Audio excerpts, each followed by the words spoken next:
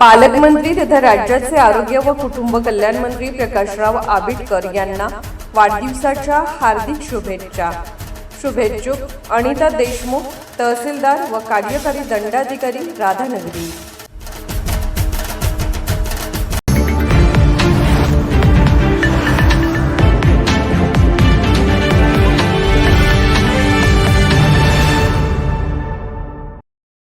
पालकमंत्री तथा राज्याचे आरोग्य व कुटुंब कल्याण मंत्री प्रकाशराव आबिटकर आणि काँग्रेसचे आमदार सतेज उर्फ बंटी पाटील एकाच मंचावर गोकुळ निवडणुकीपूर्वी राजकीय चर्चांना उधाण। पालकमंत्री तथा राज्याचे आरोग्य व कुटुंब कल्याण मंत्री प्रकाशराव आबिटकर आणि काँग्रेसचे आमदार सतेज उर्फ बंटी पाटील एकाच मंचावर गोकुळ निवडणुकीपूर्वी राजकीय चर्चांना उधाण।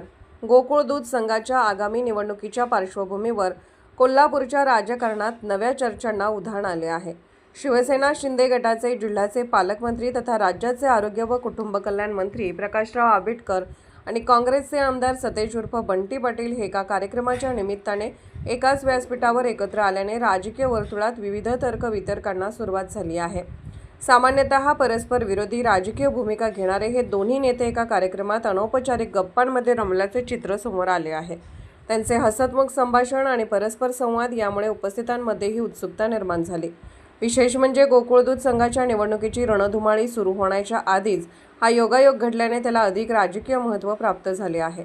गोकुळ निवडणुकीत विविध राजकीय पक्ष आणि गटांकडून जोरदार मोर्चे बांधणी सुरू असताना आबिटकर आणि पाटील यांची जवळीक दर्शवणारे हे दृश्य अनेकांच्या भुवया उंचावणारे ठरले। आगामी निवडणुकीत नव्या समीकरणांची नांदी तर नाही ना अशी चर्चा सहकार आणि राजकीय क्षेत्रात रंगू लागली आहे।